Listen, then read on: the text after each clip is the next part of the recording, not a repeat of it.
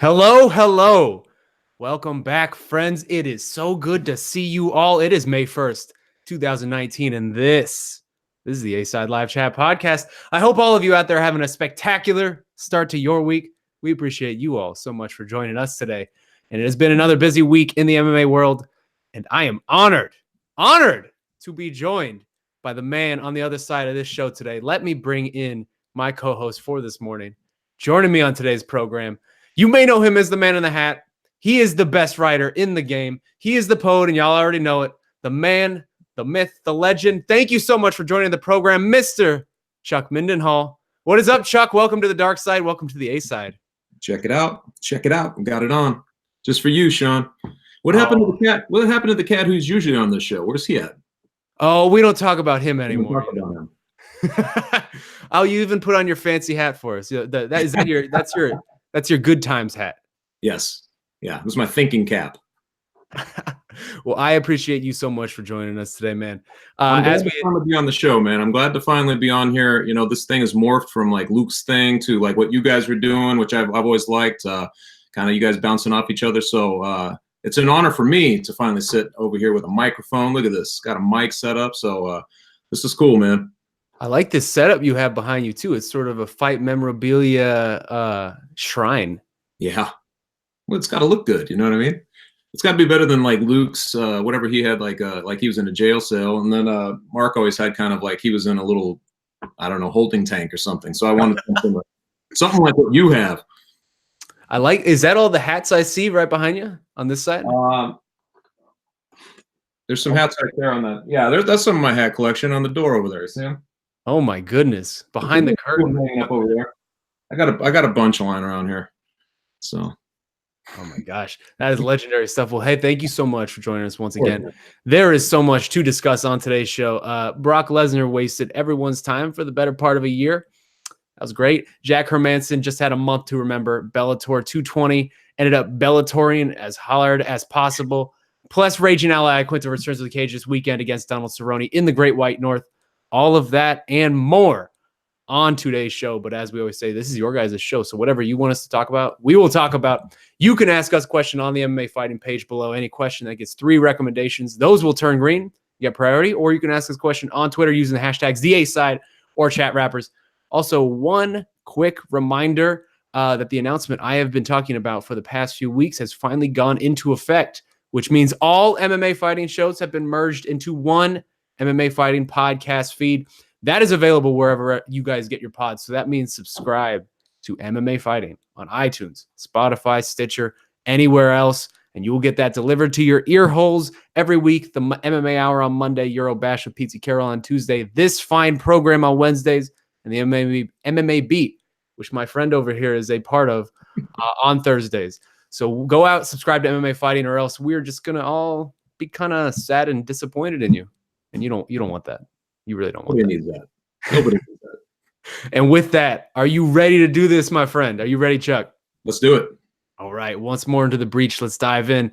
And let's start from the MMA Fighting page with our good friend Jitmo, who wants to ask about the news of the day.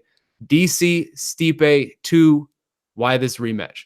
He writes, with Brock Lesnar now supposedly retired from MMA, a rematch between Daniel Cormier and Stipe Miocic is being targeted for a heavyweight title main event in August, and all I can think is why. By August, Stipe will have not fought for an entire year, and after being knocked out in the first round against Daniel, while other heavyweights have remained busy for that time. JDS has 3 big wins in the time, 2 of which came by TKO. Francis Ngannou, he's just listing resumes. I'm going to skip through some of this. Francis Ngannou has been doing well. Curtis Blade's been doing well. So my question is, why book this fight between Daniel and Stipe and forego other new and potentially interesting matchups against other contenders? I personally believe Stipe needs to have at least one decisive win before gifted another title shot, et cetera, et cetera.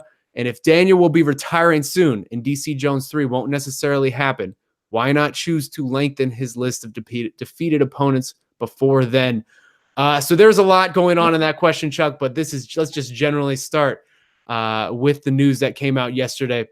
Brock Lesnar supposedly retiring. I don't know how he last fought in 2016. It's 2019. Can you really retire from something you're not actively doing? I'm not sure there, but what was your takeaway from the news? Just thoughts about Brock Lesnar first, coming out with that last night, and where we seem to be headed. Well, it's one of these weird things because I think we've been hanging on this idea that he would return at some point. There's a lot of left undone from his career. Obviously, the diverticulitis thing that kind of happened. We were wondering how that might have affected him. He comes back. He's got the asterisks on his Mark Hunt fight. And there was, Mark Hunt has continued to harp about this. So you think that if anything else, he's going to come back at some point for a little bit of redemption or maybe to save face, maybe for his career, his legacy, all that stuff. But they've been literally dangling this out there for, a year that he's going to be coming back. Last summer, I think it was in July, he re-entered the USADA pool. It seemed like that was an admission that he's coming back. That's something I wouldn't think that he'd want to do voluntarily just for the fun of it, especially given his track record. So I assumed he was coming back. So given that door was open this whole time, retirement seems like the right word ultimately, but only because we've been hanging on this. And I mean, honestly, like when Dana White is basically mentioning him and Dana Cormier, this fight is basically made in their minds. That's the next fight going forward. That's his last title defense. It's his legacy fight to kind of, his legacy gift, his parting gift with the UFC and all this stuff. And then it doesn't happen. It feels like retirement, but it also feels like a major disappointment in a sense, because we've sat and justified this fight in our minds, and we've played it over a million times. And everybody who's waited, there's a domino effect of all the guys, all the matchmaking that's went on since then. That doesn't happen. All the weird things happen just for him to shrug his shoulders and then be like, "Nah, I'm out." So I feel like that it is a retirement, but it's a very disappointing and strange retirement, if that makes sense. Yeah, absolutely, man. I mean, I think viewers of this show know my stance on Brock Lesnar at this point. I'm not a big fan. Right? Not a big fan. But this kind of goes to my point, I guess. It seems as though this relationship between him and the UFC for so long has been fraught with uncertainty, but also just general manipulation, right? Like he seems to treat our sport as a way to more or less just negotiate back and forth between what he wants to do. We're his side piece, so to speak. And I'm now super glad that we could hold the heavyweight division hostage for a year for a guy who continually, over and over again, seems to just make a mockery of the sport and show total disregard for anyone who's actually in it. And now we've reached this point. That fight happened all the way in July when they had the pushing in the cage, and that seemed to be what was next. Was this all a ruse from the beginning? Like, do you think Brock ever had intentions to fight ever? I have to believe, just on the surface, that he did. I mean, I can't imagine why you would go through all of that. He's not a guy that's easy to pry out of his house either. He's kind of a hermit, really, when it comes down to it. I think it takes a large amount of money to get him motivated to actually leave Saskatchewan or wherever he's living now. I think it's he's one of those guys who just likes his privacy. I think he's you're not going to budge him unless there's something real and tangible for him to go get.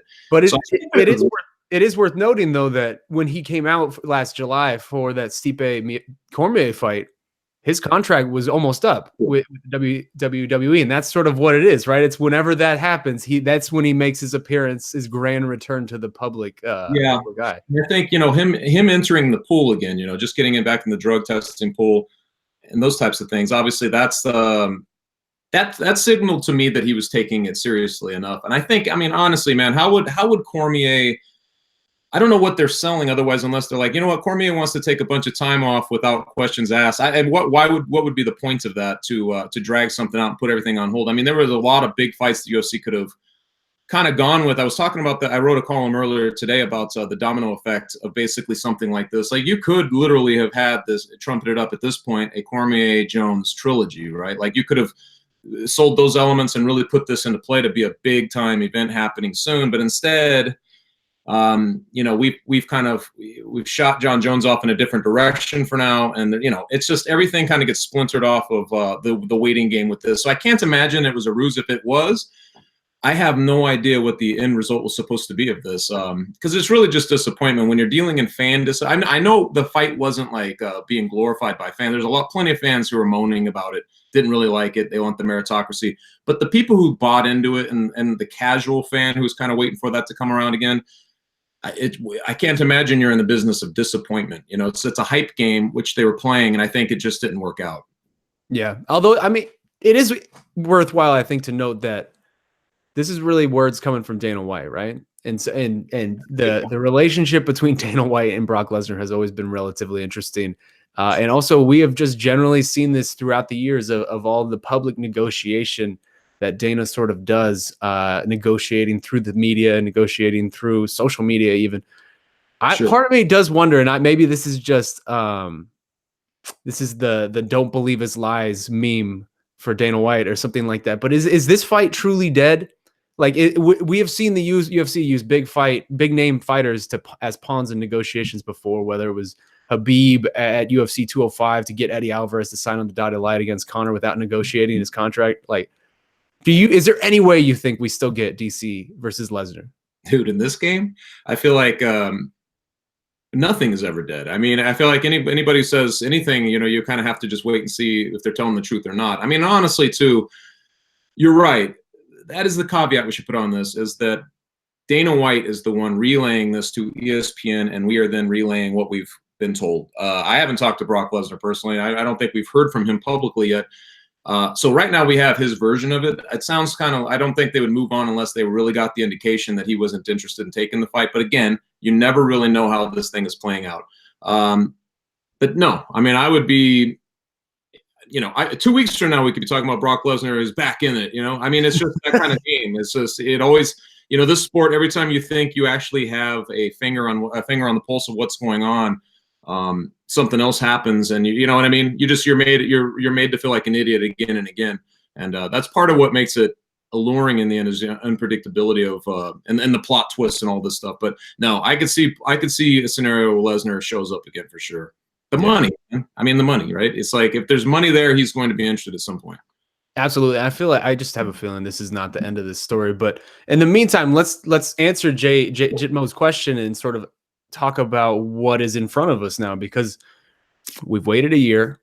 Even Daniel Cormier has fought since he fought Stipe Miocic and beat Stipe Miocic at UFC 226. He fought Derek Lewis not too long ago at MSG. It seems as though Stipe and DC rematch is the way that UFC wants to go, effectively rewarding Stipe for sitting out. It will be over a year by the time this fight happens in August. Is that the right move? You have Francis Ngannou out here, who has been sleeping fools in less than a minute. Dude destroys Cain Velasquez in like 20 seconds. That's probably the most impressive win I have seen in the heavyweight division over the last year. You have others like JDS, Alistair Overeem, Curtis Blades, all of these guys. Should Stipe be rewarded, basically, for sitting out what will turn out to be about 13 months? I think so. In the end, I think that that's the right call. And if you even recall, like when we first, when Cormier had just beaten Derek Lewis, he basically laid out a tiered system of the way he would operate, that he would like to operate, which was he wanted Lesnar next. If that didn't happen, it seemed to me like he wanted the Jones fight. Like that would kind of be the plan B. And then there would be this distant plan C that he was sort of reluctant to even admit that he would partake in, which was the Miocic rematch. And he kept pointing out his reasons for that. And obviously we saw what happened last July. And we saw that knockout, and it was a very impressive thing. It was emphatic. But I think that when you just look back at what Miocic was doing before that, just what do you have, like 6 wins in a row? I think 5 more finishes. He was just destroying guys. He really put it together. He now holds a record that is, it doesn't sound that crazy to win 3, like to defend the title 3 times, but apparently that's the hardest thing to do because he's the only guy to do it. So I'm like, you look at the legacy of that and you think, yes, off of those things alone, he does deserve that rematch. He really does. And especially given that the druthers of the whole situation have fallen out or they're just not available, he's the next guy. I think he's the next logical guy. And you know what, man? He did wait it out, and there's something to be said about the principles of that. It doesn't often work out like this, and who knows if we'll actually see that fight when it's supposed to happen. But there's something to be said about waiting it out and being principled that way and getting that shot. By the time it rolls around, man, it'll feel like a big fight again, because both guys, if they just roll any B-roll on those guys, you're going to remember how good both of them are, the 2 heads of momentum going at it again, and the fact that if Miocic evens the score, you then have a trilogy that's kind of built into this whole situation. I don't know that I agree, though. Like, will it feel like a big fight? To me, it doesn't feel like a big fight anymore, and I think maybe part of that is the way that this has come about. I have been on record saying that I don't like the I don't think Stipe should be rewarded for sitting out as long as he did, especially when you go into UFC 226 and there was sort of a spoken stipulation for both men that the winner of this is probably going to fight Brock. And both men were very eager for that. Both men agreed to it more or less. And then you go out and lose in the first, and then it turns into more or less just, I don't want to say whining because he was not whining, but he was complaining a lot for the last year after you're the one that ends up on the short end of the stick. Like, that's sort of the agreement that you guys made. You can't then just be upset about it afterwards. To me, Francis Ngannou is the guy, and I know he is booked against Junior Dos Santos, and I know they won't do this, but the move to me felt like reward the guy who has been active, reward the guy who has been willing to take these fights for you, headline these big events, first ESPN show. Again, a victory over Cain Velasquez, the way he did it, to me is the most impressive thing that anybody in that division has done for the entire past year, more or less. Take him out of the JDS fight, maybe throw Stipe against JDS or even Alistair Overeem. I think both those trilogy fight or a rematch would be very interesting. And reward Francis Ngannou. And also that fight is just, there's a built-in story there, right? Francis Ngannou just took out DC's guy. He just took out the man who is one of DC's best friends and training partners in the entire world. Let DC try to get revenge there. That to me is more intriguing, both stylistically and also just story-wise and meritocracy-wise than the rematch with Miocic. But I mean, I am no matchmaker, and it seems that they do not care what I think. They don't care what I think either, Shaun. That might be news to you. But, you know, truthfully, I would have liked to have seen Miocic stay busy. I would have liked to have seen him win one more fight, you know, somewhere along the way, just to kind of emphatically make his case. But I do dig the idea that he believed he deserved it, and he kind of stuck by that. You do see guys who stay busy and they slip out of contention for good by losing that next fight.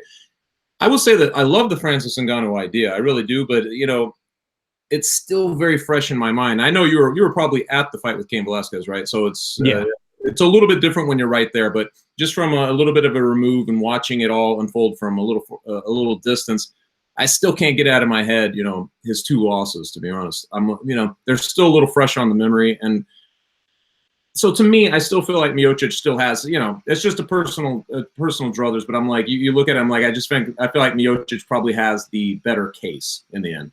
Yeah. Well, then last thing to wrap this whole story up, and then we will move on. Just very quickly, we have now passed DC's 40th birthday in this wait for whatever this next fight was going to be. He had always said for a long time that the 40th birthday was set of the benchmark. That would be the end of it. Do you think this is the last one we'll see from DC? Oh, man. Again, you know, this is one of those questions, like, we try to predict these things, and it's always if the money is right. And in prize fighting, it's always like who's doing what with if the money is right. If they offered him a Jon Jones trilogy, I just can't imagine that he would accept. You know, let's say that DC goes in and beats Miocic, and he comes out unscathed. He could ride out on the sunset and be like, you know what, man, I've done all I can do in the sport. What more do I have to prove? But there would be the one thing, which would be the Jon Jones thing, right? I feel like they could lure him, because if you talk to his coaches and you talk to guys around him, they talk about how he kind of obsesses over that situation a little bit. I just can't imagine he's going to be able to be, you know, say goodbye to the Jon Jones trilogy if it's available to him. Yeah, I agree with you, and I hope that happens at heavyweight. I don't think that ever will happen, but that would be a fitting end to me. That would be cool. But in the meantime, Chuck, one question up, one question down. You knocked it out of the park. Let's keep it going. This next one's coming from the MMA fighting page from Jay DeLuca, who wants to ask about Rory MacDonald. Hey, Shaheen and Chuck. Rory MacDonald's post-fight speech on Saturday night depicted a reverent, religious tone and piously devout, odd demeanor while strongly conveying his feelings of uncertainty on his fighting future. Yet a statement put out yesterday seemed to confirm that he is not done competing. Ariel Helwani stated that Rory's, quote, honesty in this interview about his feelings on hurting another man are fascinating, while Chuck wrote an exceptional piece analyzing Rory's comments, especially when he stated, quote, but if we melt at shows of compassion when two fighters embrace after they go to war, we should melt when a man goes to war with his own conscience to approve the actions, which is a tremendous line, I must say. Shaheen, what is your take on Rory's speech from Saturday night? And Chuck, since you've already written about it, why do you think more deeply religious fighters in the sport do not echo Rory's compunctious statement? Well, we got to talk to people about shortening these up a little bit, Shaun. These are like these are full-on novels. They're trying to impress you, Chuck. They're trying to. That's a very well-written question, and I appreciate the praise in there. But this is. I think it all caught us the same way, right? You watch something like that, and it kind of fractures this mindset you're in when you watch a fight. There's a basic hysteria that you almost a dehumanizing effect when a collective watches a fight. You basically begin to not see them as two people sometimes, but as instruments of war going at each other and wills being exacted on each other. So when somebody fractures that right afterwards, and especially in a fight like that didn't offer a ton of excitement, I felt like it was fairly anticlimactic. It wasn't. I don't know. I'm sure Bellator would have wanted it to play out a little differently, but it's bizarre, right? Like when you have somebody just kind of say, like, I'm not sure I have it in me to hurt another man anymore, and he's kind of empathizing with us and showing compassion to his opponents and mentioning religion as as it's kind of an internal dialogue he's got going on with God in the cage and all this, and it kind of fractures up that whole that hysteria that I was talking about that people want to see, and it's just kind of crazed.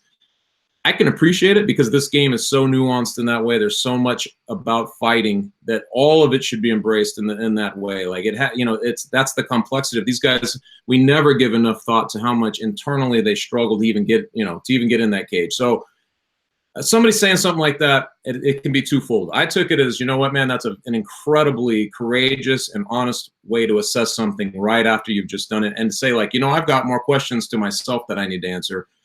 That's one way. The other way is like, hey, man, if his heart's not in it, he probably doesn't want to be in the fight game anymore, because we've seen guys who start doing it for paychecks or doing it for, corner people or for people around him who think they should, or for, sponsors, whatever it is. And then they just start getting their ass handed to them, and it becomes a sad end. So I saw it both ways, but in the moment I was kind of stricken by his honesty and moved by it.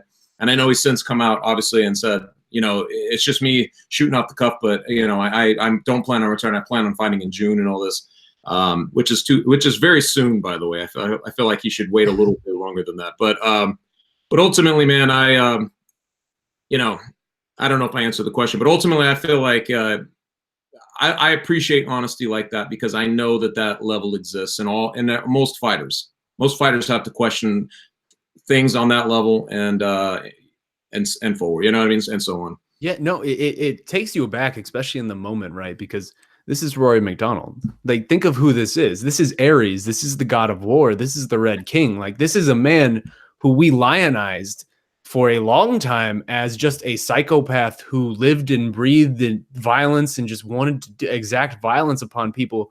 You go back to UFC 189. It's one of the most violent spectacles I've ever seen in my life. And to see now within a span of a couple of years, sort of where we've gotten with Rory, it is. I mean, it's maybe not alarming, but it's fascinating to some degree, and it also just kind of makes sense on a base human level. Like, we can't. It's hard for us outside of the cage to relate to the people inside of the cage, because me and you have never experienced whatever that sensation is. But just on a human to human level, I feel like I can understand just some degree of what Rory is saying, right? I feel like we all can. Like, this is a man who is 29 years old. He's not even 30 at this point. We consider him young, but he has been in this for 14 years. His first fight was 14 years ago. For more than half of his life, or actually almost half of his life, has been spent either training for a fight or actually competing in a fight. And I can imagine that just gets tiresome. I do not have the same anger and lust for violence that I did when I was a teenager. And I'm sure, and angst and whatever wraps up in that, especially, I'm sure that you are the same. And especially if someone is having the ability to every single day exact that anger, exact that violence, put that out there in the world and sort of rid themselves of it just for a few hours or however long that lasts, I would imagine at some point you just get tired of it, right? You just want to be a normal person. Rory has a wife and he has kids. Like, I'm sure he just wants to be a grown man at this point, but he's it seems like he almost feels stuck in a way that is very relatable in a strange way. Like, I don't know if I'm articulating that right, but it's the honesty. I agree with you. The honesty was just striking. to hear from a fighter, because you know, he's kind of been that way for a long time. Very complicated and introspective guy. I think that he's one of those guys who's communicated in different ways through his career, and he's also seen a lot. You know, he switched promotions. He's kind of pointed out seeing the puppet strings a little bit within the fight game, and I would imagine it's very difficult to keep your motivations, like you're mentioning, especially when you start off in a certain space. There's something you want to prove. There's something in you need to sort out. And then you go, you know, you kind of navigate your career, finds God, whatever the thing is, because everybody evolves in their own way. You can kind of see, I think his story plays out like that more so than other guys. There's some guys I think that's what they do. They don't need anger. They don't have to function on some kind of internal wiring that says, I have to fight. That's what I am. I'm a fighter. There's some guys it's second nature. They go in there and it's a sport to them. They can go in there and trade punches with somebody, and they just see it as a transaction and a sport, almost like a ball sport, you know? Yeah. There's other guys who they go through different formations. I feel like Rory's one of those guys, and he's very honest. You know, I think he wants to communicate honesty, and that matters to him. So again, even the thing he put out, the little statement, I mean, I felt like it was pretty honest. You know, it was pretty honest of him saying like, hey, wait, it was just me saying this, and let me clarify. But well, here, I want to ask you about that statement, because really, I think another thing that compounded all of this, right, the reaction to all of this, and really just what we saw from the Jon Fitch fight, was what we saw in his last fight too, against Gegard Mousasi. That didn't feel like Rory MacDonald. That felt like a man who looked like Rory MacDonald, but he didn't seem to have that same, I don't want to say fire because that's cliche, but he just looked unmotivated in that fight in a way that I think was alarming. And then same thing happens in this Jon Fitch fight. And now, like you said, he's thinking of fighting in June. That's very, very soon. That's next month. It's already May, so that's next month. What do you make of that statement? Do you think, what do you make of him wanting to fight next month? Do you think this is the right call, I guess? Because that statement, like you said, was very, it was still very honest. And he still, in the more or less admitted, I need to figure this out. He's not going to have much time to figure it out. Yeah, I would like to have seen him take a little time, honestly, after saying something like that. Take a little time and really try to sort that out, because I don't think that that's something you can snap your fingers and be like, you know what, man, let's move on and just get the next guy. Even if the guy's not like a heavy striker or somebody's going to do tons of damage on him or something like that. But let's face it, man, the guy himself has been through wars. You mentioned the Robbie Lawler fight, and you know that he's been through a lot of wars, a lot of fights where he's had to sit up with his own wounds, shattered nose, parts of his own body that had been broken essentially in these battles, and basically internalize what that meant, like to go through these things and then to imagine doing it to somebody else. And I think that that's where his conscience is kind of playing over it a little bit. Like, why would I want to put somebody through this, you know, that sort of thing. I hope he sorts it out, man. Because honestly, it's not, when somebody does talk like that, it's a double-edged thing, because when he goes in there next time, that's certainly going to play over that fight. You're like, does he want to be here or doesn't he want to be here? And it makes it it's a complicated thing for a fan to then have a rooting interest in. You're not sure what you're even rooting for. Your first thing you want is the old Rory, I would suppose, but beyond that, it gets very complicated to what you're watching if a guy doesn't want to be there. So I hope he sorts it out, man. But I would have liked to have seen him wait, like take some time. I know it doesn't work that way when you got Madison Square Garden booked and you've got a tournament that you're running. So he's kind of, if anything, it feels like he's kind of stuck to an obligation, and I hope he can navigate that new situation well.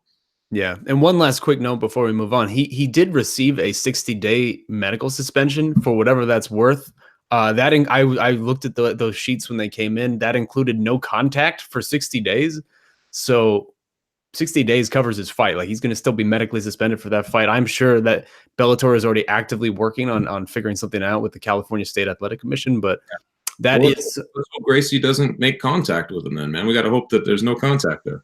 Well, I guess Rory just can't train either. Like, none of that. Exactly. None of that makes any sense, but I'm sure they will figure out something. If anything seems fluid in this sport, it is interim titles and medical suspensions. They can be bended at the whims of whoever needs to bend them. What a sad and pathetic thing you just said there.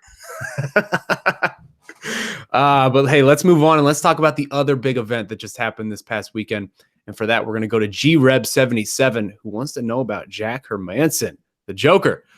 JH has had 2 impressive wins, Branch and Jacare, in the last couple of weeks, and is now ranked at number 5 in the UFC middleweight division.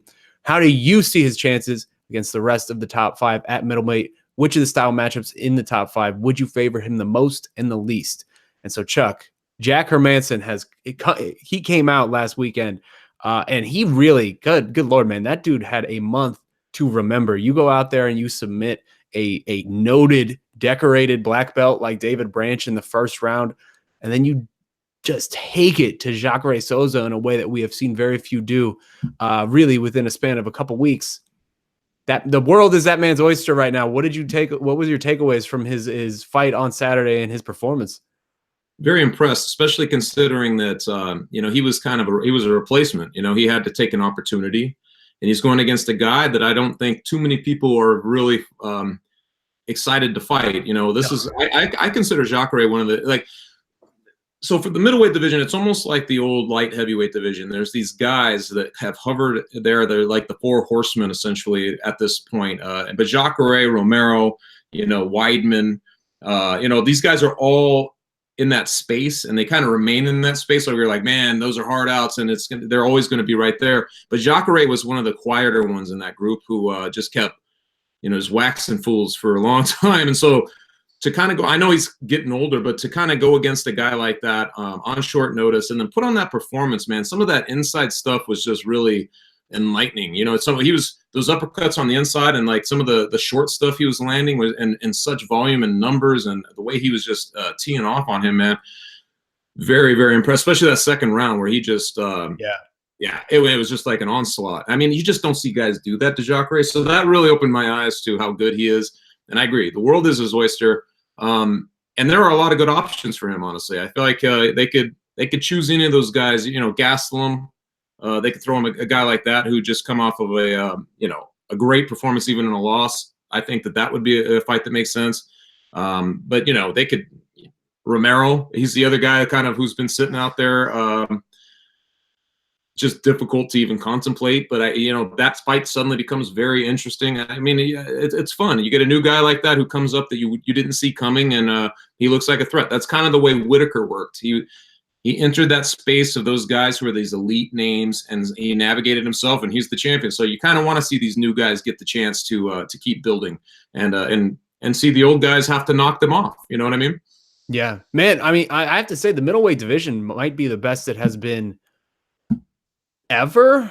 I don't know. I don't know if I can remember another time where there are so many mix of factors, right? Because like you said, we have, maybe it's the 3 horsemen now because Luke Rockhold left to light heavyweight, but we still have those 3 guys hanging around, Yoel, Jacare, and Weidman. And then also we just have these young up-and-comers, Israel, Kelvin Gastelum, and now Jack Hermanson, Paulo Costa. Like, the list of names at middleweight right now is pretty ferocious. And I have to say, man, I still had a little bit of doubt about Jack Hermanson, but he wiped that away from my mind on Saturday. My takeaways were twofold. One, his level of activity for a man that big is relatively stunning. Like his level of offense and the pace that he keeps seems suffocating, man, especially with that mix of length that he has and also that defensive jiu-jitsu and offensive ground and pound. He's a very creative and active style, and I think we saw that. I don't know what the total numbers were, but he threw almost 500 strikes and landed like more than 250, which on a guy like Jacare, no one does that. And that goes to my second takeaway, which was, when's the last time we have ever seen anybody walk into a fight with Jacare with the strategy of, I'm going to take this man down, and actually succeed? And almost submitted him? Like close, man. You read the pre-fight articles from our good friends Pete Carroll and etc., and it's all Jack Hermanson saying, I'm going to take this guy down, I'm going to beat him up on the ground. I welcome a ground battle with Jacare Souza. And you just kind of read those and laugh like, all right, buddy, good luck with that, man. And he did it. The crazy man actually did it. Like, I was stunned by that performance, man. Everything you just said, and the fact that he had that arm in guillotine, it was so close. I was sitting there like, this can't. I mean, it's surreal almost. It's almost surreal to see something like that in live action. I will say this, one of the reasons they have to keep finding stars, the UFC has to keep finding stars, because the guys who are coming up, the guys who still don't have respect, the guys who don't have a name yet, they fight hungry. You know, they're better. The parity is better. They're better versed in every, you know, in every offensive position, every defensive position. They know the techniques.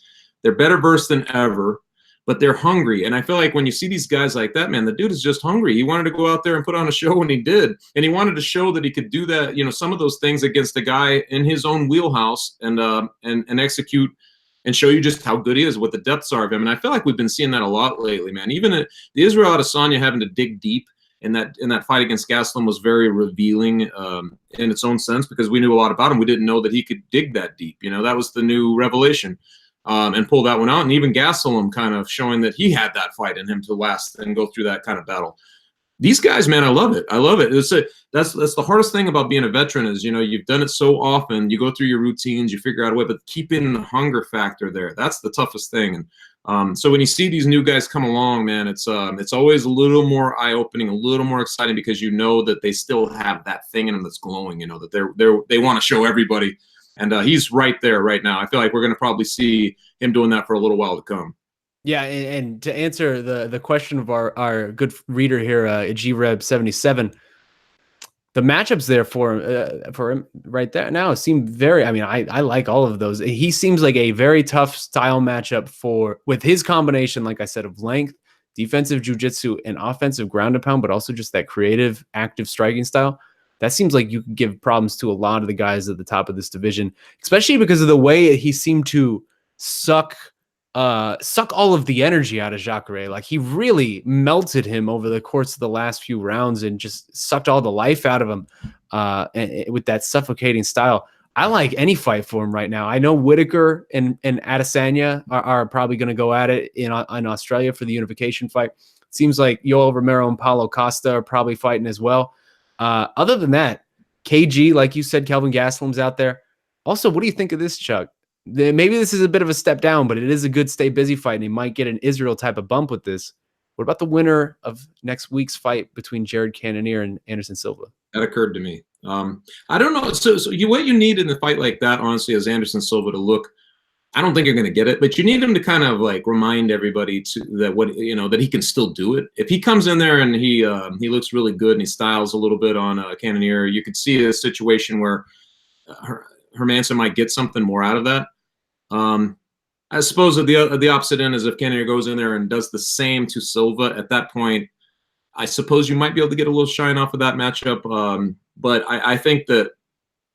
I think it would seem like a step back, even if he did that. I think that would seem like a step back. But if Anderson Silva somehow, I could see that. If Anderson Silva somehow looks good, that'd be a very interesting matchup. Yeah. Well, hey, my last question before we move on. This kind of feels like the end of Jacare's run as a title contender, does it not? I mean, he's getting up there in age. He even said it himself that he's more or less putting his stake in his career on this fight, and it did not work out for him. He seems to be the snake-bitten fighter at 185, where every time he should have gotten a title shot, something else was going on. In your mind, if he never gets one, does he go down as the best fighter to ever not get a title shot in the UFC? To not get a title shot, yeah. See, there's guys who have not won a title, but they actually got title shots. You know, like a Dan Henderson. There are guys like that always come to mind. But to not get a title shot, he might just be. I can't think of anybody off the top of my head. I think the go-to for a long time was Mike Bisping, and right. That of course we saw what happened with him. I just don't see his Jacare's age how there's a path to that now. It would have to be like a late fallout where somehow it just aligns perfectly where he gets a shot, kind of like what Bisping did. I just can't see it, but it's a shame too, man, because I feel like he's a very quiet guy. You know, he likens himself to a reptile essentially. So he's not exactly out there just smiting his chest and calling people out, but he's just quietly bided his time and then just took care of business for so long, going all the way back, man, watching him in Strike Force and even before then. Remember the up kick from Mousasi back in the day? I mean, the guy's been around forever. And so my heart goes out to him a little bit, man, because I'm like, there's a guy who I think he was on the cusp of having a title many, many, many times, and he just never could get to the UFC's title fight. So I feel for him, man, and I don't see it happening for him at this point. So I think that at this point, if he continues on, I hate that word gatekeeper. I know people say that type of thing, but he would be. I think he would. That's where he's at this point. It'd be a hell of a gatekeeper, but I think that's what he's at this point. Yeah, man, it's sad and unfortunate, but I think I kind of have to agree with you, which is a very Jacare deserved better. I mean, there were so many times where he deserved that title shot and it just never came to him. But let us move on. Let's continue. And this next question is coming from another one from Jay DeLuca. Jay, you've really got to shorten these questions. I'm going to try to abbreviate this a little bit. One Championship's new bizarre agent policy. Hi, Shaheen and Chuck. One announced this week that they are introducing a mandatory agent certification program under their organization, as all agents or managers wishing to work with one athletes have to undergo a stringent and aberrant approved checklist, et cetera, et cetera. One of the rules is a minimum of 10 years of related experience, college or university degree, current resident in Asia for at least 1 year. Chatri, the CEO of One, noted how slight exceptions could be made in some cases. Yet his new policy system is being met with a high degree of criticism from the MMA community. And additionally, this is worth noting, he announced the launch of One Elite Agency, with this being a, quote, invitation-only sports agency reserved for the top 10% of athletes in One who show the biggest global hero promise. In response to this, Malki Kawa stated that part's stupid, and I think that's a big conflict of interest. They shouldn't have done that. What is your take on these bold decisions from One? Oh man, that's a side of the game too that's it's so controversial in general because there are a lot of scumbags. There always have been, though. There always have been in the fight game. There's always been the periphery is very dark and dirty when you kind of start searching around. So you can understand the sentiment of trying to put something in place to filter this a little bit, and I guess, but at the same time, those stipulations are kind of ridiculous. If One was only dealing in Asian-based fighters, and then everybody's basically out there, but it'd be one thing because you think, okay, that's not really that big of a deal to have to live in Asia for a year. That's a crazy ask though when you have North American fighters and you're in the free agent pool. They've been signing free agents, bringing them over. Most of those guys that are coming over from the UFC or Bellator or whatever have North American representation. So it's very that seems very strange to me because that excludes all of them. And then you get to hearing about, well, I think they're going to make some exceptions for these guys and these guys. Well, then it becomes like you're filtering out then a selective basis based on what, subjectivity again? I don't know. So it's like it's a very complicated sort of thing. But I would say on whole, I kind of understand where they're coming from. If you deal with these guys a little bit, you understand the kinds of characters who sometimes are representing these fighters. And I think I read somewhere too where a lot of these guys don't have professional management. They have family. They have guys that they just known, and I feel like that. I like that homegrown sort of organic element to it because that's the guys. There are people who they can only trust with their business transactions, the people that they love. The people that are around them all the time. So I feel like this is very.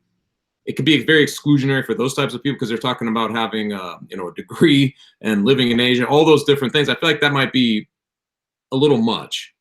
Yeah, I think I agree with you there. A little much is a good way to put it. To me, this feels like a very I want to choose my words carefully, but a very self-serving decision disguised with a veil of altruism, if that makes sense. And that's also kind of One's MO, right? Like is making these sort of sweeping statements or movements or decisions and then hiding it behind a veil. 4 billion people that watched the last event. Yeah, right. It's such a crazy number. How could they possibly get that? But making these sort of decisions and then hiding it under the veil of, this is best for our athletes. This is best for the sport. Our athletes are magicians. They're the most powerful people on the planet, etc. Yeah, no, especially with the creation of the One agency itself, it feels like this is just a way to funnel people into a less than ideal negotiating position with this company.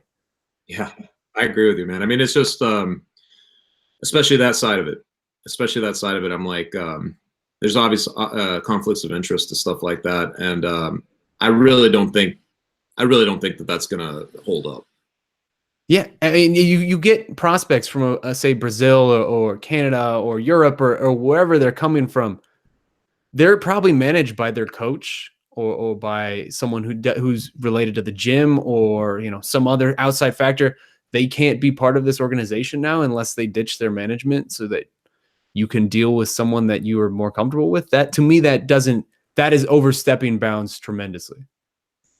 It sounds like the one championship heads are trying things, because we've seen the UFC basically do things like this, not quite like this, but similar in scope to what they're attempting. And I'm glad that there's an actual backlash to it and some thought to this kind of thing, because I feel like that side of the game is fans don't generally get too stuck on those types of things, but they should. If they care about the fighters and they care about all the things that are going on, you should think about all these things and what each implication is.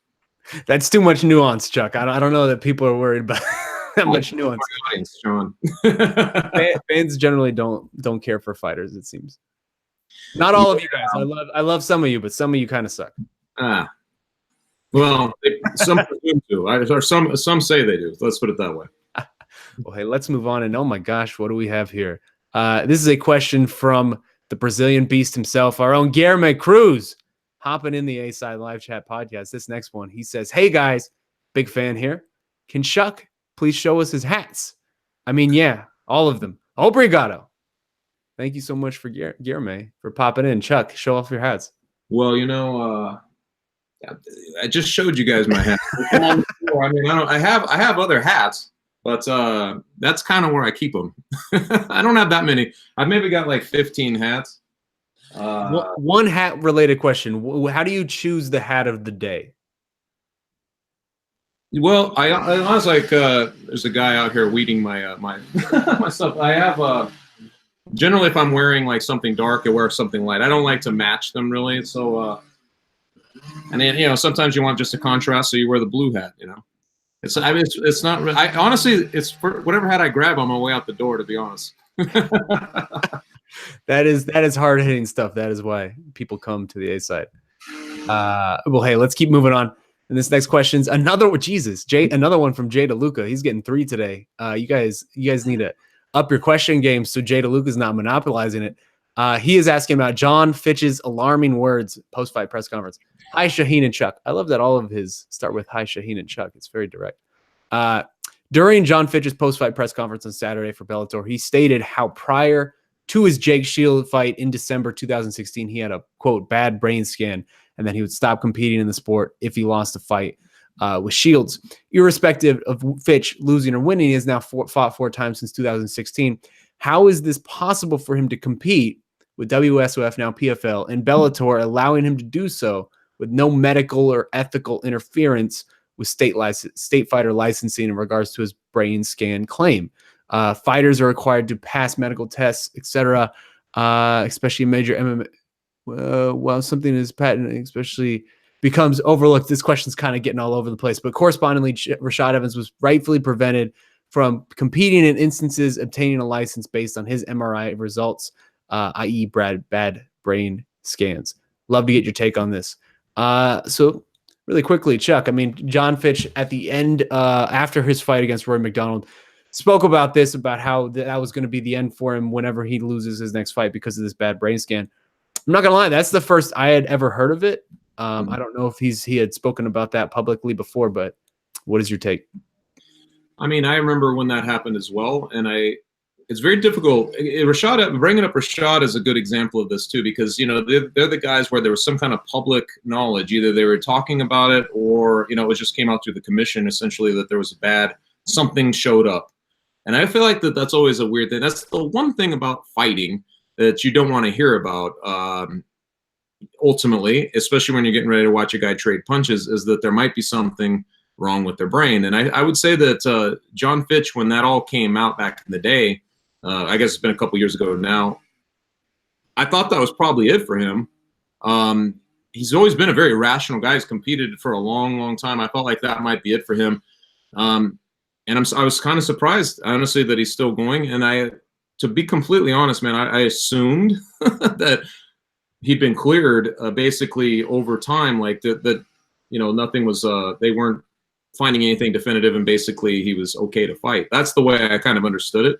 But I would say that the stigma of having to worry about that at all, or that there might be something there, doesn't go away. Once that guy has something like that, I feel like every time I hear Jon Fitch's name, or he's going to fight, that's the first thing that goes into my mind, is a guy like that rattling themselves further.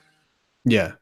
I mean, it's a difficult question to answer, because I would like to hear more from Jon Fitch about what bad brain scan actually means, because that's the problem, is he hasn't really followed up publicly like what's going on with that, right? Yeah, because before every fight, these guys, regardless of whether you're doing anything for a bad commission, a good commission, anybody. I mean, the California State Athletic Commission is one of the best in the country. Andy Foster does tremendous work. They have to get CT scans. They have to get cleared. They have to get all of their mental faculties checked and cleared. So he has obviously had multiple CT scans and brain scans since then, and nothing seems to have turned up. So I guess for me, I would be curious what bad brain scan actually means, because it's hard to comment on it otherwise. I mean, the doctors so far have found him fit to compete, so that's right. It's difficult for me to say that he's not. The stigma remains. Like, you hear somebody something like that, it's hard not to think about it when they're going into their fight. That's the problem. I remember, what was it, Mark Hunt, with that Players Tribune type piece or whatever, he mentioned some very alarming things that he thought he was going through, like short-term memory, weird things, and you're like, in the fight game, man, you hear that stuff, and unfortunately it sticks with you, because that's the one thing that you have to guard most against, and that you're most concerned with, is doing damage to your brain. So you got to be very careful with what you leak out there, and I suppose you got to follow through. If you do say something like that, at some point, just for the humanity of it, you'd like to know what's going on with guys like Jon Fitch. You'd like to hear, some professional who's examined it give you a better explanation. But until we kind of get that, you have to just go with what the doctors say in these situations. Yeah. All right. Well, hey, let's keep it going. We have a lot of green questions to get to still, so we'll try to get to all of them. This next question is coming from our good friend Lodovic, who wants to know a little bit about Greg Hardy. Gentlemen, he writes, how do I put this? Did you feel embarrassed to be an MMA fan watching the co-main event on Saturday, just like I did? I think that's one way to put it. I wanted to believe MMA was becoming a well-established sport with at least some level of integrity. He writes, putting an NFL outcast against the kind of bum who's fighting for 10K as co-main event makes me feel the sport is not getting anywhere. Also, does it really help the UFC? I get that this kind of novelty gets you casual viewers for single event, but I also think you're losing hardcore fans who will otherwise tune in regularly. It is difficult to care about divisions and rankings when the UFC clearly doesn't, isn't it? What do you think? Is the UFC overestimating the value of these publicity stunts over actually developing their assets? Or is it just me being a European and thus not understanding the real impact of having WWE and NFL celebrities on the card? So Chuck, Greg Hardy continues to be in our lives, and he made an appearance last weekend in the co-main event once again. Now his second time in a row, he is the co-main event after losing his UFC debut nonetheless. And he gets his first UFC win. Also comes out yesterday, I've reported, it was yesterday, that he also made $150,000 for his first UFC win, which was one of the highest salaries on the entire card. Made more than Jack Hermanson. Were you embarrassed to watch that, I guess, if we're going to go with this, go off of this question's premise? Embarrassed as a stranger. I mean, if you follow this game long enough, I'm not sure I get embarrassed anymore by anything that goes into that. Yes. But I would say that, what would you say? Like, there's a part of me that, man, I just don't get it. I don't understand why they have to put him in a co-main event. I don't understand, the best you can say about him is he's a green fighter. He's still learning the aspects of the game. So what is the best case scenario? The best case scenario is that he did exactly what just happened. He knocks a guy out who he should knock out because the guy probably had no business in there, being in there. But if he fights anybody who has any real chops, I'm telling you right now, I don't think Greg Hardy lasts as long as that guy did against Greg Hardy. I mean, he's just not there yet. So my concern, obviously, is that if we establish what UFC caliber means, we have to kind of uphold it to an extent. I feel like he's not really UFC caliber, which then, kind of peels back this whole other layer of why. Why are we, it didn't help, like back in the day when Herschel Walker was fighting, what was his name, Greg Nagy or whatever, 2011. Yeah. It wasn't like having that spectacle or that novel piece was going to generate billions of people to watch it or tons of money. It doesn't really work that way. Not to mention you have a guy who literally is polarizing for a lot of fans. I think that he draws more disdain than just about any fighter going, and it's what, because he has the NFL credentials. I really don't understand it. I guess I don't really understand. I don't understand his pay, at 150 versus, I don't understand any of that sort of thing. So if the UFC had only just said, okay, look, we're going to put him on the main card, maybe the pivot bout or maybe the first fight, okay, there's really no question about it. But the co-main event should be people who are, are deserving, I think. I got a lot of hot water about this topic when I wrote about Artem Lobov not deserving basically a co-main event in his last UFC fight, and that turned into this into this big thing. But I'm like, Artem Lobov has about 10 times the credentials that Greg Hardy does. So that gives you an idea of what I think about Greg Hardy being in the co-main event. He shouldn't be there. Yeah, I mean, you mentioned in your answer that UFC level. What is UFC level anymore? I would humbly submit to you that UFC level doesn't mean anything anymore, right? Like I feel like we have just thrown that out at this point, and perhaps it was the CM Punk experience. I mean, Mike Jackson, our good friend Mike Jackson. I don't mean any disrespect, but I feel like UFC level stopped meaning something a while ago. And this is sort of the long-lasting ramifications of it, right? Where it's obvious what the UFC is doing. And I mean, anecdotally, I think it works to some degree. I don't understand the fascination either, just like you don't. But I know other people that do, certainly. Just anecdotally, I was not watching the fights on Saturday. I was, or at least live. I was at a friend's 30th birthday party, but there was a TV on where we were at with the fights on. And throughout the entire night, not one person stopped and watched the fights at all, except for Greg Hardy. At the moment Greg Hardy got on, there was a pool of maybe 8 to 10 people who actually, all guys, who all kind of joined around the TV and watched for a minute or 2 minutes. And I think that's just anecdotally what it is, right? Like he has name recognition that Jack Hermanson or somebody else won't. For bad reasons. It's not for good reasons that he has this name recognition, but it is still a notoriety of note. And people will tune in even if I don't get it, even if you don't get it. We're not the target audience in this case. There's just more to it, though. I mean, that's good. It's good to know stuff like that because maybe sometimes you get a little stuck in the bubble of MMA and you think only in terms of how the inside the bubble is thinking about it, right? But the casual fan obviously becomes a whole different scenario. But why, what's to say then that Logan Paul shouldn't be in the UFC or that, you know what I mean? Where's the line then? And I feel like this is really where it gets a little bit puzzling because I'm like, okay, he went through the Contender Series. He was able to knock some guys out. I'm not saying he's not showing talent. Obviously, the guy clearly wants to be a mixed martial artist, and he's doing fairly well at that level. I'm just like tone it back from the co-main. You'd still get that same audience if it's like if it's the first fight, right? If it's the first fight on the main card. So why not just put him on the first fight?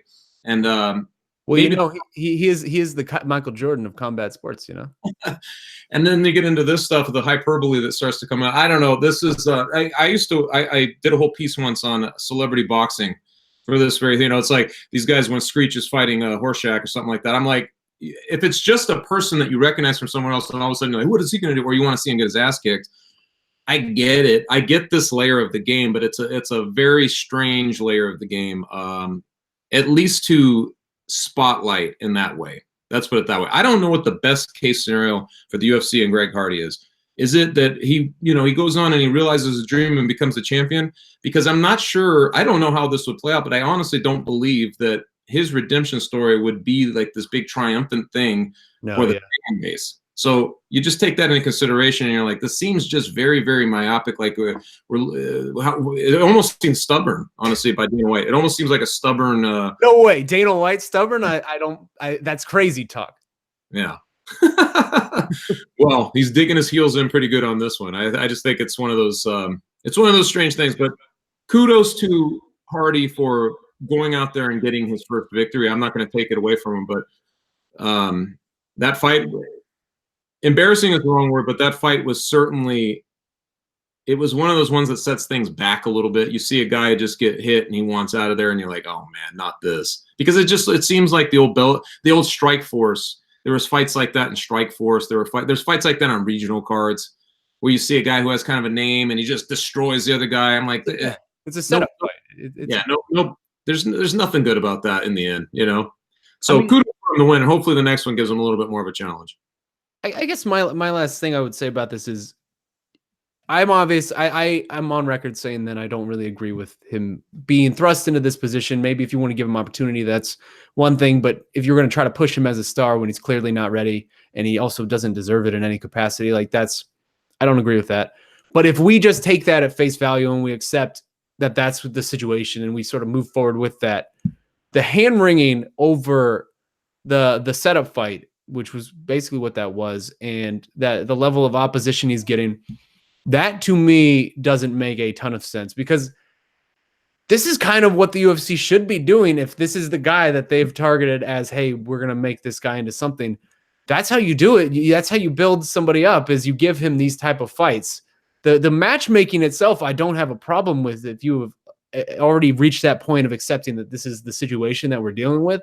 The matchmaking in and of itself makes a lot of sense to me, actually, and it seems more or less correct. It's just you don't need to, by putting it in the co-main event, you are attracting this sort of conversation that you just don't want, generally. If there's 13 fights on this card, I don't know how many fights are on that card. If there's 13 fights, either he should be kicking off the main card or should maybe closing one of the prelim sections. Something like that. That's where he needs to be. Honestly, that is my only gripe about it. I completely agree. That's the caliber of fighter he should have got at that moment. If that fight is the 5th fight of the night, rather than you've waited 6-7 hours to get to this point and this is the last one before the main event, I feel like it's received tremendously differently than, again, waiting the entire day to watch Greg Hardy smoke some guy who didn't deserve to be in there. There's not a lot of satisfaction in that, you know? Yeah. Also, I will say, if I'm Jack Hermanson, or I'm a guy who's been in this promotion for a long time, Mike Perry even, and Alex Oliveira, someone who goes out there and leaves it all on the line, and I see Greg Hardy's making 75 and 75 for his first UFC win, I am making some phone calls to my manager, and I am upset, because that is a great point, man. A lot of those guys, especially that Oliveira, Mike Perry, come on, man, those guys have the dog in them. They both go in there and just, it was ridiculous. You knew it was going to be that way. And I don't know what they made. You probably know that. I know you deal with the salaries a little more than I do. But, they both made less. Oliveira made in the 60 and 60 range, and Mike Perry was like 55, 55. Yeah.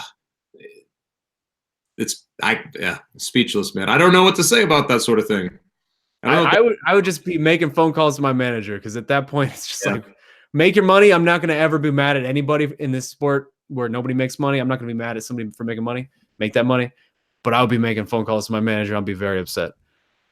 Let's move on. We still got a lot to get to. And so this next one's going to be good. It's coming from Rob Holland. Chuck's first round of True or False on the A side. Ooh. So we like to have these occasionally, Chuck, a little quick round of a lightning round, if you will, of True or False.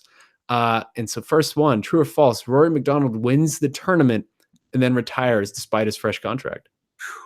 I'm going to say false. I could see a scenario where he wins the tournament, but you mentioned earlier the guy's 29 years old and he's still going through his process of discovery. I think he'll find it in him probably at some point to want to continue. I wouldn't be surprised the other way, but I'll say false. I'm going to say false, but for a different reason. I don't think he wins this tournament. Yeah. I think he'll get by Neiman Gracie just on pure veteran guile and experience, and he just knows the right things to do. But if you're going into a finals matchup against likely Douglas Lima, who is one of the most violent welterweights on this planet Earth, and you are just not sure whether this is something you want to do, that to me seems like a setup for a bad time.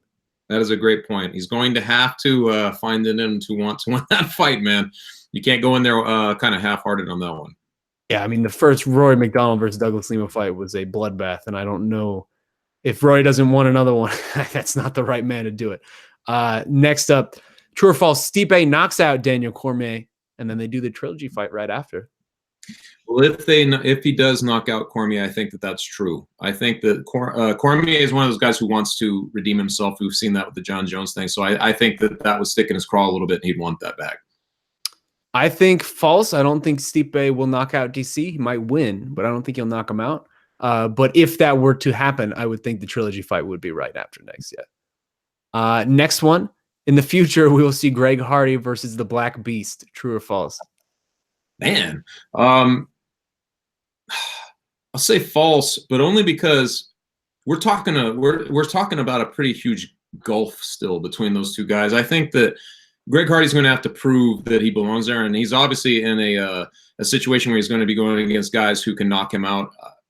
He's going to have to get better, and he's going to have to get there. Or Derek Lewis is going to have to fall off so much where that becomes a fight. But I'll say false. I'll say false too. But if Greg Hardy gets any kind of momentum, that feels like the type of fighter that they would throw him against, right? If there is a contender who is maybe not any sort of grappling-based contender that you can guarantee it's going to be a slugfest, it's the Black Beast, and that seems like the type of fight that Greg Hardy could actually, not right now at all, but down the line, if he develops, have a chance, and if the UFC is trying to advance him up the ranks, that feels like something they could do. So I'm going to say true. I think we'll see that at some point. Ferguson versus McGregor is in the making as we speak. True or false? I'm going to say false on that. I say false because I honestly believe that Ferguson is just not there yet. I don't think he's back. And then of course McGregor is just too. Who knows, man. But I'll say false. I say false just because I don't think Conor would ever even accept that fight ever. I don't think he would either.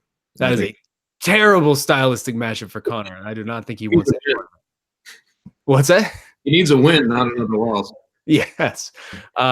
Next up, Germaine de Randamie will never again fight for a belt, even after defeating everyone they put in front of her. I'd say, so they're saying hypothetically, if she wins a bunch of fights, that she still could never get back to it. I would say true. I think that they're pretty spurned by her. I think she'd be cut like at the first sign of trouble. I can't see her getting a title shot again in the UFC. As unlikely as it is, I'm gonna say false. I think, or maybe never fight. No, I'm gonna say false. Yeah. Let's try to understand the premise. She, if you look at it, is not that far away from bantamweight title contention. She is probably one fight away from being one of the next, if not the next contender at 135. So I actually think it could happen sooner rather than later. So I feel like the UFC holds it against her. You never know, man. You never know. I guess I could see it that way if it happens, but it's going to be an uphill battle for her. Yeah, can you imagine that announcement? Two left, true or false. Anthony Smith fights and beats Luke Rockhold in 2019 at light heavyweight. I hope it happens, but I hope the fight happens. I'm going to say false, though. I love Anthony Smith, and I think he would give Rockhold a really good fight. But I think I'm anticipating that Rockhold's going to look better at his new weight. Just projecting, and I think that he'll be too much of a handful at that weight for him. I'm going to say true. I think that's absolutely the fight to make, regardless of whatever happens with either of these men in these next fights. They want it. I want it. And I think Anthony Smith could surprise some people, though. Although who knows? Luke Rockhold might become a murderer once again at light heavyweight. That'd be a great fight. I'd love to find out. Yeah, absolutely. Same. And then last one coming from Rob Holland. Tyron Woodley loses to Robbie Lawler and will not move to middleweight yet. If he loses, I think he goes to middleweight. So you think that would be the end of the welterweight road? I think so. I don't know where. I mean, I think he kind of wants to stay vital to a picture, a title picture. So I don't think that he would be anywhere near that at that point at welterweight. So probably a new landscape would be right for him. Yeah, I'll say false, but I just say false because I don't think Tyron Woodley will lose to Robbie Lawler. But that's why they fight the fight. So we shall see. You're saying false just to say false. All right, next few ones should be quickies. This next one's coming from Sped Ed Pen E. All right. I don't know. I don't know. I feel like there's probably a joke there that I'm not getting. Hey, fellas, I was wondering, how does your pay structure work? Okay. Do you get paid by the article, by how many live events you go to, shows like this, or the beat? Is it just an hourly wage or salary? I don't want to know how much you actually make. It is just something I've always wondered. Thanks. I can just feel this one really quickly. I think both you and I are on salary, Chuck. No, I get $15 per article. No, it's salaried. Yeah, we're both on salary. I think it varies generally for the industry. Maybe that's kind of what you meant. I definitely know some people at other websites who get paid by article, by project. I don't know anybody who's on hourly. That would be more of like desk shifts and et cetera, but I'm sure it exists. But yeah, generally, I think most full-timers with freelancers in general. Freelancers in general, I think, are more per article. Some people have an actual word count that they're supposed to meet per month, like retainer type things, but everybody's deal is different. But speaking about us, we're salaried positions and full-time. Yeah. And next question is coming from Milo of Croton, who says, Chuck's writing. Shaun, Chuck, great to see this combo. Chuck's writing is amazing. I love how colorful his language is. I agree with you, sir. Does Chuck have any writing tips on how he does come up with his particular style of writing? Example, in his recent Overeem article, he writes, that's the latest wrinkle in Overeem's storied career. He has some hard asses barking at him. When another writer might have said Overeem has had a long career in a tough division, or something plain to that effect. Thank you. Chuck, the people want to know about your skills here. Man. Well, thank you for that. To be honest, I've been doing it for so long that you try to stay away from what, basically wording things exactly the same as anybody else might. You try to add the color to it, I guess, a little bit and stylize it. But ultimately, I always feel like you should just be who you are. You try to write. I'm more of a columnist. If I'm writing a news piece, and I've done that too, but you're certainly not trying to stylize it. You're not trying to do anything that would be overly, personal to what you're doing. But if you're giving your opinion in a column or you're writing a feature of some kind, get to your points, make your points, but you should add as much color to it as you want. I just feel like it's kind of finding your own voice in the process. Yeah, well said. Well said.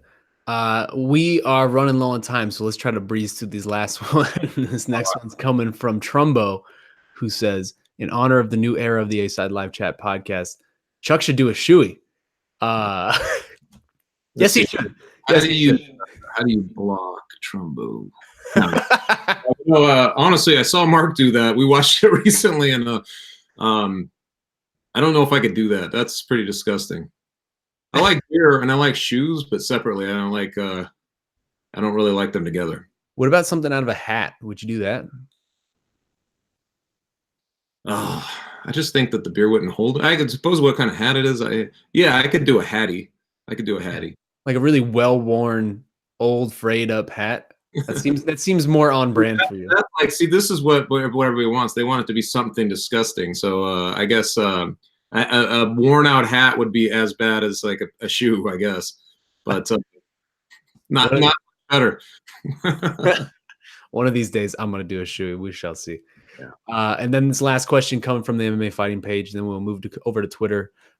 What's next for Platinum Mike? After beating Cowboy Oliveira, is Mike Perry ready for his step up? Say the winner of Magny versus Luque. Y'all just gonna not let Vicente Luque advance up these ranks? It's ridiculous. Or is he better suited to fight, say, the winner of Bam Bam Barberena versus Randy Brown? That's an interesting one. I like the latter option. I think he's got to take it a little easy. Remember, the guy's I think he's only like 2-3 in his last 5 fights. He's a guy who will fight anybody, clearly. I mean, he'll go and fight him, but if you really want to try to get him on a head of momentum and kind of, milk his unique brand of charisma and star power, I think that you got to give him a couple of fights that he's at his level. I don't want, you don't want to see him thrown to wolves and just keep losing, because eventually he, all the charisma in the world, all those things would just kind of go away if he's losing more fights than he's winning. So yeah. I'd like to see him with guys right now who would be competitive with him, but that whom he could beat. Yeah, I agree with you. I actually really like the Barberena fight. I hadn't considered that. That was a good suggestion because he's tough, man. That cat can fight. So he's incredibly tough. He's one of the toughest men I've ever seen. He walked into Baby Shark at UFC Phoenix and put on one of the fights of the year. And he's a prospect, like he kills the guys with the hype, the buzz, right? He's a buzz guy. He kills those guys off. Yeah, and also just the dynamic between the personalities. Brian Barberena is very low key, and Platinum Mike is very outspoken. I think it would be an interesting pairing. I like that. I like that fight a lot, actually. I agree with you. You got to build him up. Let him get some momentum going. He is a fan favorite already. Absolutely. All right. Well, hey, that clears the MMA fighting page. We're gonna now move over to Twitter, get as many of these as we can, and then we'll get to the promo, and then we'll get out of here. And we appreciate you guys for sticking with us. Let us look on the Twitter machine. Let me see if we can find something. All right, let's talk about this weekend. And this is coming from our good buddy, Dan Shapiro, who says, now that there's finally some order being restored to the lightweight division, can we go ahead and sign up the winner of Saturday's Cowboy Cerrone versus Raging Al main event to fight Justin Gaethje? Oh, man. I would have no objection to that. I mean, you think about like a Gaethje Cerrone fight, and it's kind of Cerrone's fought everybody. I mean, just the fact that they would accommodate each other in the ways that would make for a ridiculous fight. I feel like that's anybody Gaethje fights really, but no, I wouldn't have an objection with that either way. Even if Iaquinta, wouldn't matter to me. I actually think that's probably the fight. I spoke to Al yesterday, and he's taking a view that I think is probably a good way to take when you're in a division like this where it's so log jammed and backlogged, where it's just his view is I'm just not even going to worry about this. Think the cards will fall wherever they fall. I'm going to just go ahead and fight Donald Cerrone this weekend, and then we'll figure it out from there. But right, if you look at that realistically, the winner of that fight should be in some level of contendership. But yeah, we're not going to get Khabib versus Dustin until much later this year. Conor McGregor isn't fighting. Tony Ferguson deserves better. I don't know. Also, we just don't know of his status yet. The next man up is Al Iaquinta and Justin Gaethje when it comes to the rankings. So it feels to me that would probably be, I don't want to call it a stay busy fight, but it's probably just a hold your spot type of fight in a division as stacked as lightweight. I think Gaethje probably should get the winner of this weekend's fight. I like that a lot. And I think either way that goes, whether it's Al or whether it's Cowboy, God damn, sign me up for that. Well, let me make a call. Get it done. Really quickly, Chuck, how you see this weekend going with Raging Al and Cowboy? It's a good fight. I like the way Cerrone has looked. It's funny how we always kind of start writing him off, like maybe he's been around too long, he's starting to decline, and then he just bounces back. It'd be intriguing, man, because obviously I think Al Iaquinta is one of the toughest dudes in the division. So I think this will be a tough fight. But I'm favoring Raging Al on this one, man. I think that I don't want to say underrated. He's kind of been in and out of radar, and I feel like when he's on though, he's really on. I think people want to remember the Nurmagomedov fight, but you just think about those circumstances. I kind of have to dismiss what happened in that fight and just remember everything else. So I think that's the guy we're going to see, the best version of Raging Al, and that dude is a tough out. Yeah, I mean, look at the road we've gone through with Raging Al, right? Because how long ago? Maybe 4 or 5 years ago, it seemed like he was done. Oh yeah. It seemed like he was on the way out. So even like 3 years ago, his body was betraying him. He was having all these knee issues. He seemed to be in an impassable contract standoff with the UFC. And now this is his third straight event that he has headlined. He is number 4 in the best division in the entire world. The turnaround is pretty damn remarkable. Just how what he's been able to do over these last year or two.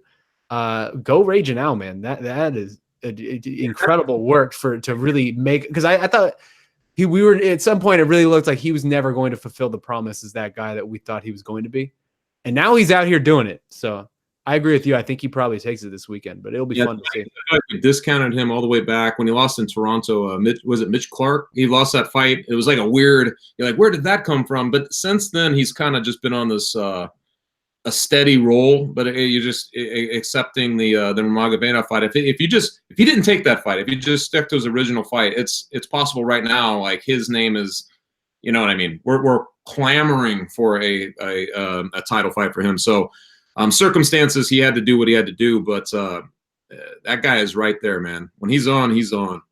Yeah, absolutely, absolutely. Also, I mean, even just in the Kevin Lee fight, this last one for him, I feel like there was still a large majority of the MMA population doubting whether he belonged. And yeah. I think it's pretty clear at this point that he definitely does belong. This next one's coming from Natalie Zamundio. Hopefully I said that right. I don't think I did. Who wants to know, UFC will never allow crossover fights like Bellator does with Ryzen. But do you think we could ever see a UFC versus Bellator softball game for charity? Imagine the lineup possibilities. I'm going to say no. It's not to say that the fighters themselves couldn't organize that. I don't think the UFC would actually, you know, stop them. So I think that as long as the fighters want to do that, I'm sure they could arrange something. If you're putting together a UFC Bellator softball lineup and you can choose from either pool of talent, who's like your cleanup hitter? Like who's the home run big power guy that you're just snagging and being like, oh, you're going to get like 10 RBIs this game? Wow. Well, man, you think of guys like Ngannou or something, right? Like he looks like he would just be able to do that. I don't know though, because so many of those guys are very awkward with. You still got to be able to run and throw and stuff. Do all of that. I truly don't know, man. I don't know who I'd put in there. Right? Nobody just jumps to mind. I feel like there's maybe Stipe, right? Because he actually played baseball, and that's a good one. I was thinking somebody maybe like a Weidman. Somebody with like a long frame who seems relatively athletic, but Stipe would be good. Yeah, somebody like that. I don't know about Bellator. Chuck Congo, man. Yeah. This one's coming from D Piercy Comics. Can you ask Chuck how he feels about Gorin Bros flat caps? I don't know what that is. I might have one. I don't really, it's funny. The Boston Scally guys are the best, I think. Like they make these 6 panels, which is kind of the ones I like. They're just those flat cap. Those are my favorites. So if I had to endorse one of them, it's going to be them. But honestly, man, most places that make the style, even if they're not like these fancy, expensive material ones, they're usually pretty good. Yeah.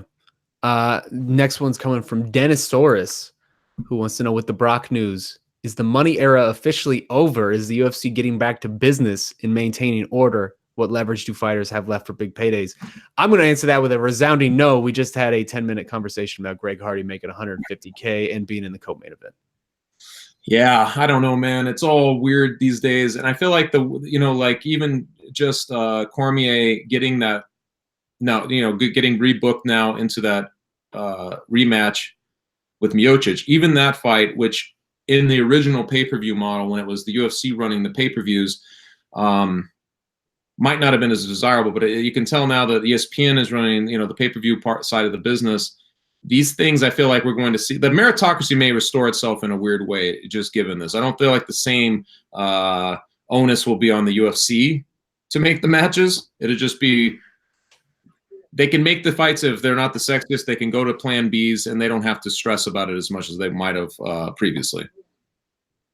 Yeah. I mean, it's money era is going to go on and on and on. They're going to do what they want to do. And it's actually, this is a nice little follow-up to that question. This is coming from Remote Matt, who, I hadn't thought of this, but this is interesting.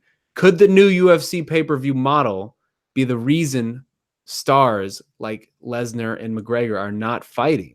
It seems like the UFC business model just does not require them anymore. And that's actually a really interesting question, because as we have seen, and we still have yet to really figure out what this all means on a grander scale, because we've only had UFC 236, but the UFC is making money, significant money, every pay-per-view they run now, as if it was a successful pay-per-view from ESPN. And pay-per-view buys are probably going to get dramatically cut, especially for guys who earn money off of those pay-per-view buys and earn the majority of their contract or majority of their paychecks from that. Do you think there's any connection to that, to this new switch, and now people like a Brock Lesnar being like, I'm good? I do feel like the UFC no longer like these, I feel like in the generation of stars, right? Like you're trying to get these guys who are traditional pay-per-view blockbuster guys. I feel like the UFC doesn't have to be as beholden to them anymore. Like they don't have to meet people with these ransom notes anymore. They don't have to do that anymore. I think like a little bit that the UFC can kind of go back to the way they want to do their business and make these fighters, regardless of where they're at in their stature at this point, come to them a little more. So I feel like the UFC has kind of put the ball back in their court a little bit. Yeah, I mean, that's actually a really interesting question. I'm going to dig into that a little bit after we hang up, because I mean that there might be something to that. I mean, Brock Lesnar was the one thing that we know about him. He does like money. He loves his money. He loves his money, and with him coming back to this new space, this new situation that this has sort of worked out, probably wasn't going to make nearly as much money as he would have before, unless he adjusted his contract to some degree about the pay-per-view stipulations and the points and everything. So I think there might actually be something to that. That is a very interesting point. Let's get a few more really quickly, and then we'll get out of here. Let's see. Here we go. This one's coming from our good friend Strike MX, who says Cub Swanson has lost 3 in a row, and if he loses on Saturday to Shane Burgos, what happens to him? Should he go to Bellator 1 or PFL? Should he hang it up? Do you think he still has the skills to beat the top featherweights? And this is an interesting question, Chuck or Cub Mindenhall, Jesus. Cub Swanson. We've been talking an hour and a half. It's all running together. Cub Swanson has lost 3 in a row. Good names: Brian Ortega, Frankie Edgar, Renato Moicano, but still 3 in a row. He is now coming into this fight against Shane Burgos, who I believe you spoke to. What do you think? What do you make of this? I think he's at that slippery edge, man. I think this particular one, because it's no knock on a guy like Burgos, who's obviously very good, but he's more of a radar guy. He's just coming up into his own. So the other guys he was losing to are a little bit more established, obviously. I think that those are fights that everybody knew he could lose. If he loses this one, I feel like he's, there's some kind of bypass there going on. Like he's being bypassed by some of the younger guys coming up. And at four losses in a row, I know that the UFC likes him. They like his style. Like he's a guy you can plug in. You always say, "Oh, Cub Swanson's on the card. That's cool," So I feel like it may not cost him his roster spot, but I think that as far as him being, the old Cub Swanson, the guy that we've come to love since he debuted in the WEC way back like a decade ago, I just don't think that he'll have that anymore. I think that this will probably close the chapter on him as a contender for good. But you know what, man, a big timely win for him could do wonders too, man. Because he was on a nice streak before he hit this three fight losing streak. He was doing really well. So this one, this is a big fight for him, man. It's a crossroads fight for him. Crossroads fight. That's a good way to put it, because you're right. I mean, I don't think I know the UFC likes him a lot, and Dana White in particular likes him a lot. He's been very loyal to them. He's really done a lot of things that they've asked him to do. He never really got that title shot when he should have, and they certainly remember that. So I don't think if he loses on Saturday that would be the end of his UFC road. I think he's one of those cases where they will keep him in this, give him another shot. Hopefully he wouldn't make it 5 straight losses, but they would give him that last shot. But I mean, he is 35 years old. I agree with you. I don't know. I think his title window has closed at this point. This featherweight division right now is brimming with young, talented, hungry guys like the Volkanovskis and the Magomed Sharipovs. It feels like it's sort of passed Cub by, which is unfortunate to say, but that's kind of the realities of this. It happens. The sport is merciless when it comes down to the guys that are coming up to replace you. We've seen it a million times, and it will continue on that way. That's why you got to get your money. You got to make your glory, whatever you're going to do, and get in and get out. The guys who have that mindset are very. I mean, I feel like they're dialed in. Cody, or was it Corey Sandhagen? Just in his last fight, I remember talking to him, and he was just like, what, man? I want to get in, get the biggest fights I can, make as much money as I can, and get back out after a few years. And I feel like guys should probably look at, having a big picture in mind like that a little bit. Yeah. that being said, I mean, I hope I'm wrong about Cub Swanson. I enjoy him greatly in this game. He is always a very fun, entertaining fighter. He is always tremendously generous with his time, and he's a very nice guy too. So I hope this isn't sort of a turning point for him. Maybe he can right some wrongs on Saturday. But even if so, I feel like he still has some mileage left in him if he wanted to do the Bellator PFL type of route. So we shall see.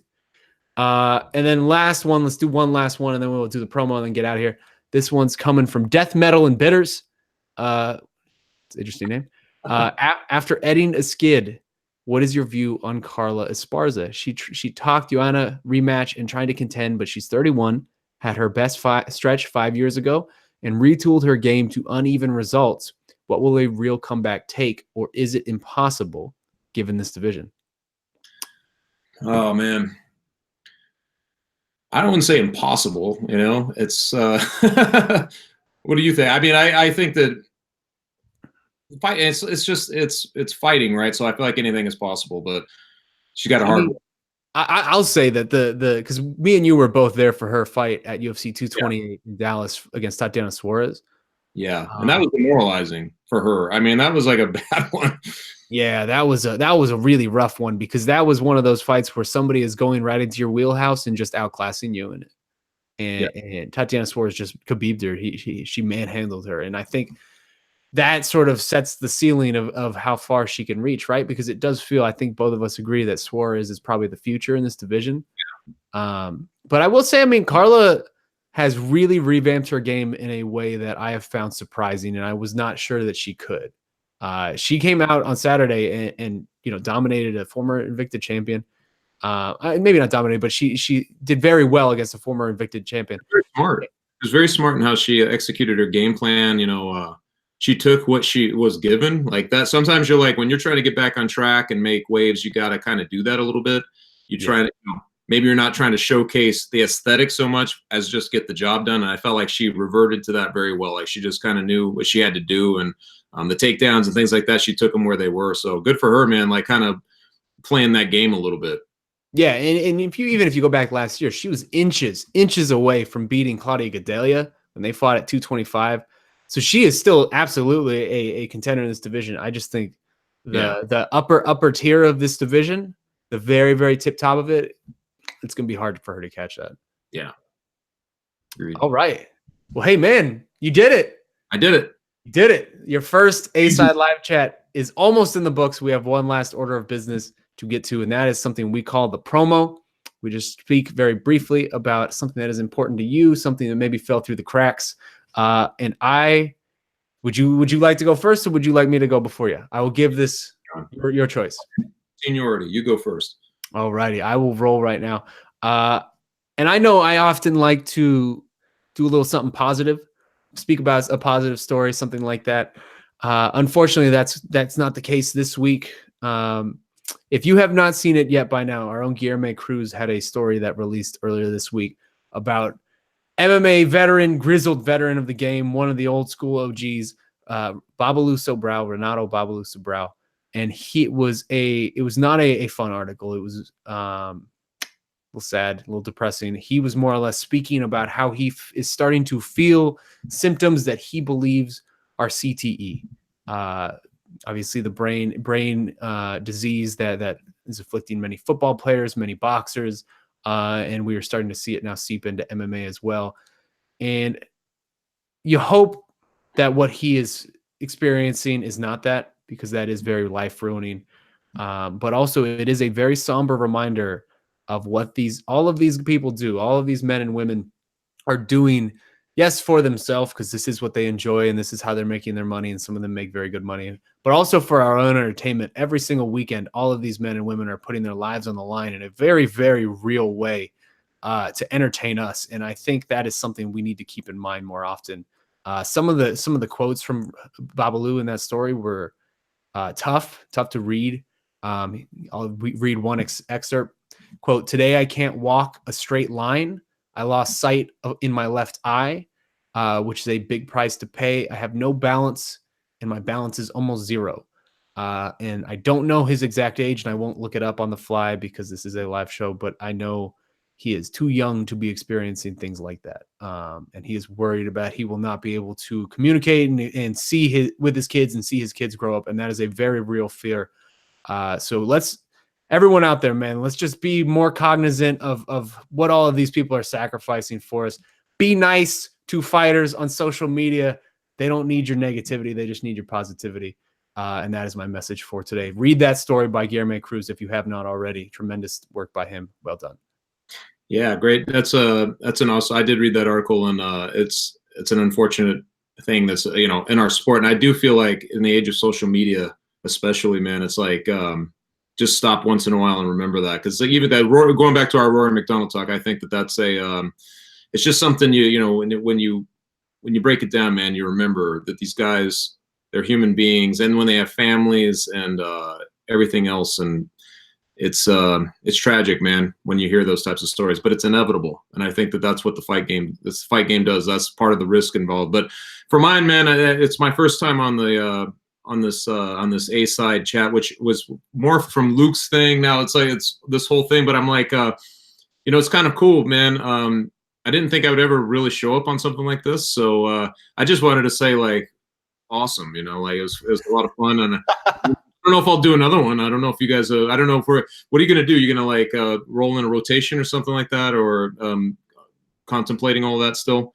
Yeah. No, we're going to have different co-hosts every week. So if you enjoyed your experience, we would be more than happy to have you back at some point. But I will say that I think it's cool. I've watched the show, especially watched it early on. I haven't seen it in the last 6 months. No, I'm just kidding. I've watched one, and I've just, I dig it, man. I think you guys have done a great job. Mark, power to Mark, going over to ESPN. I know he's going to kill it over there. Hopefully he gets something going where they give him a little bit of a platform to keep doing something like this, at least a mailbag or something. But it was fun to sit in, man, and talk to you guys, and talk to you and kind of deal with. I never get to really deal with the public like this, where you get to answer questions directed at you and stuff like that.